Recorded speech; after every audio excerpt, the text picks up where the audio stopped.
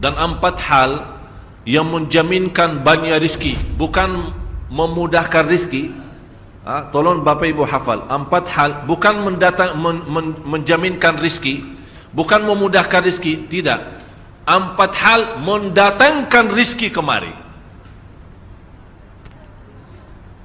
Dan 4 hal bukan Allah kasih kemudahan berarti kita berjalan mencari rizki Allah kasih, tidak. Bukan dikasih kemudahan, tapi di mana saja kita ada, posisi kita di mana saja, Allah datangkan rizki kepada kita. Yang pertama, qiyamul lail, salat malam. Yang kedua, berbanyak istighfar waktu sahur. Kalau anda tidak salat malam, jangan tinggalkan istighfar waktu sahur. Waktu sahur kapan? Kira-kira 30 minit sebelum azan. Disitulah Allah sendiri memuji, Allah bangga dan senang terhadap orang yang sahur. Sampai ulama berkata, tidak ada ibadah yang terbaik di waktu sahur selain istighfar. Jadi boleh baca Quran, boleh salat malam, boleh zikir, boleh apapun, tapi yang terbaik istighfar. Fokus hanya istighfar. Astaghfirullah wa atubu ilaih, termasuk istighfar Allahumma anta rabbi la ilaha illa ant, yang Bapak Ibu tahu sayyidul istighfar, yang terutama, yang paling luar biasa. Allahumma anta rabbi la ilaha illa anta khalaqtani wa ana abduka wa ana ala ahdika wa wa'dika mastata'at a'udzu bika min syarri ma sana'at abu'u laka bi ni'matika alayya wa abu'u bi dhanbi faghfirli fa innahu la yaghfiru adh-dhunuba. Ya Allah, kalau kita fahami doa ini luar biasa. Oleh karena itu kata Rasulullah, barang siapa yang membaca sayyidul istighfar, kemudian di malam hari dengan keyakinan dia meninggal habis baca istighfar, masuk surga. Masuk surga. Berarti ini salah satu doa yang menjaminkan dengan mudah masuk surga. Jadi 4 hal yang mendatangkan rizki, bukan kita mencarinya, dia yang datang kemari. Apalagi saat mencari lebih mudah.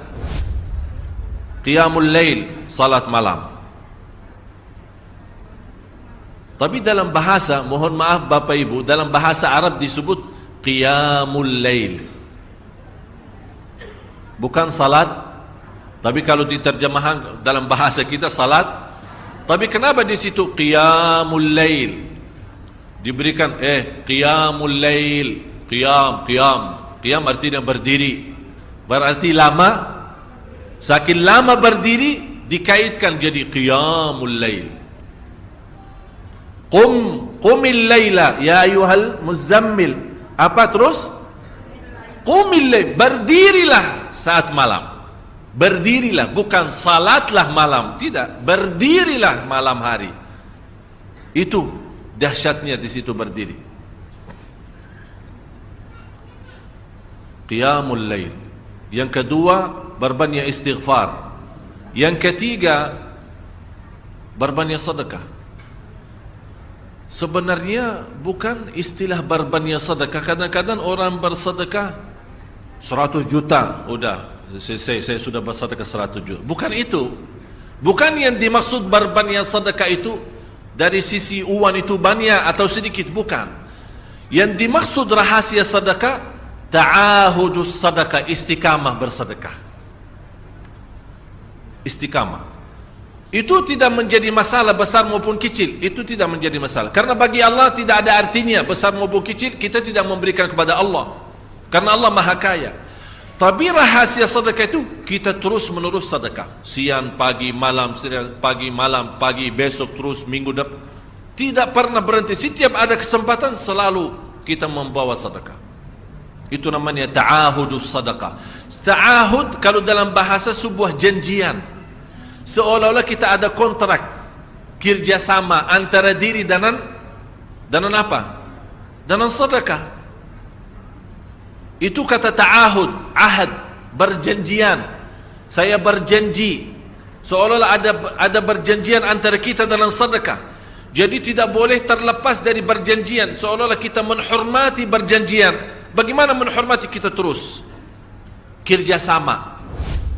Kita beri, Allah ganti berkah sedekah. Kita beri lagi, Allah ganti masih terus. Kita beri, masih Allah terus ganti. Itulah dahsyatnya sedekah. Jadi Bapak Ibu, jangan nunggu hari tertentu, bulan tertentu, malam tertentu kita bersedekah. Jangan. Setiap kita merasa ada berita baik, ada berita maupun ada berita buruk yang menyakiti perasaan kita di rumah tangga kita, anak kita, suami kita, istri kita, apapun, langsung segera sedekah. Disitulah rahasianya. Ikatkan seolah-olah kita sudah membuat perjanjian antara diri dan sedekah dalam segala hal, hal senang maupun hal tidak, hal bahagia maupun hal sedih, hal bangga maupun hal lagi menghadapi kesusahan, kesulitan, selalu sehat dan sakit. Terus yang keempat, zikir, berzikir pagi hari dan sore hari. Berzikir pagi hari dan sore hari. Ini 4 hal Bapak Ibu. Berdiri malam hari, itu yang namanya tahajud, banjanya atau lamanya berdiri. Berbanyak istighfar waktu sahur. Yang ketiga, berbanyak sedekah. Sudah Bapak Ibu mengerti. Jadi istilah berbanyak sedekah bukan artinya harus banyak dari jumlah hitungannya, tidak. Yang keempat adalah berzikir di pagi hari maupun petang hari. Amman huwa qanitun ana al-laili sajidan wa qa'ima. Sajidan wa qa'ima. Jadi Bapak Ibu, saat kita berdiri lama, walaupun baca satu ayat, diulangi berkali-kali, walaupun baca surah pendek, tapi diulangi berkali-kali, tidak menjadi masalah. Bapak Ibu hanya hafal qulhu. Qulhu dibaca 3 kali, pahalanya seperti baca Al-Quran 30 juz. Ada seorang salih mengajak kawannya, sudah mendekati subuh, ayo bangun salat malam dan baca sepertiga Al-Quran. Langsung orang itu menjawab, bagaimana saya baca, sebentar lagi mau azan. Bacalah qul huwallahu ahad. Salat malam dan qul huwallahu ahad. Jadi Bapak Ibu, yang saya harap, Jangan susah fikir, ya Allah saya mau baca apaan.